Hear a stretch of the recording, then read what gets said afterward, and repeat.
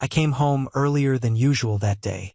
The base was quiet, the hum of drills fading into the distance as I drove through the gates. My shift at the motor pool had ended an hour early due to a canceled inspection, and I figured I'd surprise Emily with dinner from her favorite Thai place. It had been weeks since we'd spent any real time together. The apartment door creaked as I pushed it open, a telltale sign I'd been meaning to fix for months. Inside, the air felt off, too warm, too tense. The sound of muffled voices drifted down the hallway from our bedroom. "Emily?" I called out, setting the bag of takeout on the counter. The voices stopped. A beat of silence hung heavy in the air, and then I heard hurried whispers and the shuffle of feet. My heart pounded as I made my way down the hall, each step feeling heavier than the last. When I pushed the door open, time seemed to stop. Emily was sitting on the edge of the bed, her hair tousled and her shirt buttoned unevenly. Beside her stood a man I recognized immediately, Staff Sergeant Davis, one of the base's military police. His uniform shirt was untucked, and his face was a mix of guilt and defiance. "Tom," Emily started, her voice shaky. I froze in the doorway, my mind racing to catch up with what my eyes were seeing. This couldn't be real. Emily, my wife of 6 years, sitting there with him, looking like a stranger. "What the hell is this?" I finally managed to say, my voice tight and strained. Davis stepped forward, his hand raised in a mock display of calm authority. "Look, Tom, let's not make this into something it doesn't need to be." "Something it doesn't need to be?"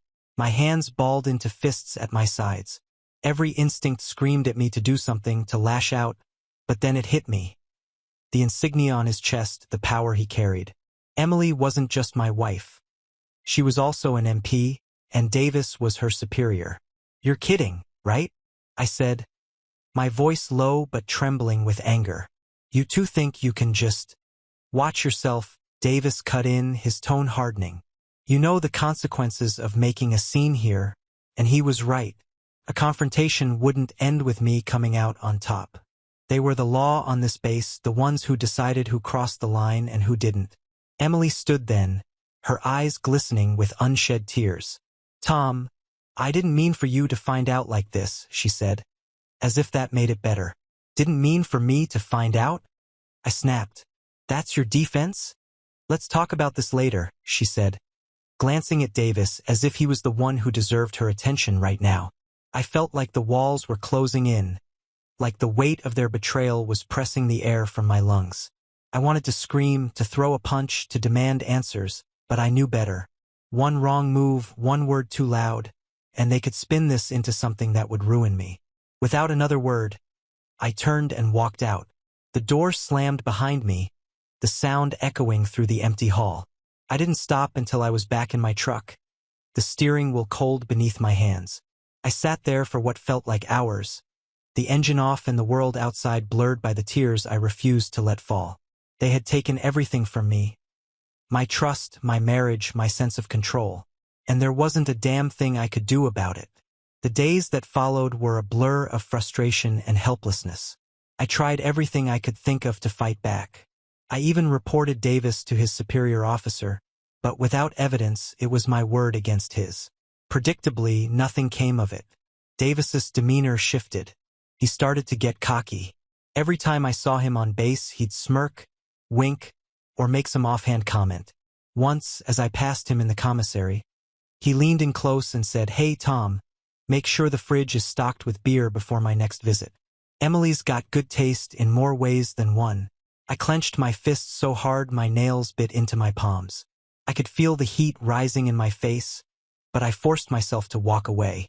His taunts were calculated, designed to push me over the edge. I wasn't going to give him the satisfaction of watching me snap.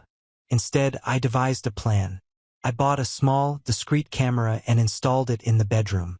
I hated the idea of spying in my own home, but I needed proof. Days turned into weeks, and finally, my suspicions were confirmed. The footage was damning, Emily and Davis together in my bed. Fueled by a mix of rage and vindication, I uploaded the video to a private group chat I knew Davis's friends frequented. It didn't take long for word to spread. Davis's bravado evaporated as the truth came out, and his friends turned on him. But their anger wasn't directed solely at him. They came after me. It happened one night at a local bar. I was nursing a beer, trying to figure out my next move, when Davis and his crew walked in. They surrounded me, their faces hard with anger. "You think you can humiliate me like that?" Davis snarled, shoving me back against the bar. The first punch landed before I could respond. Fists flew, and I did my best to defend myself, but I was outnumbered. The fight spilled into the parking lot, where the scuffle caught the attention of none other than Davis's superior, who had been sitting in his car, watching the scene unfold. The MPs were called, and the truth came out. Davis and his crew were reprimanded, and Davis himself was stripped of his rank and discharged. Emily and I finalized our divorce shortly after. She didn't fight me on it. There was nothing left to fight for. As I drove off base for the last time, a strange sense of peace settled over me. I'd lost a lot, but I'd also gained something invaluable. Freedom. The scars would heal, and the memories would fade, but the lessons would stay with me forever. Subscribe to the channel and ring the bell to get updates every time we post a new story.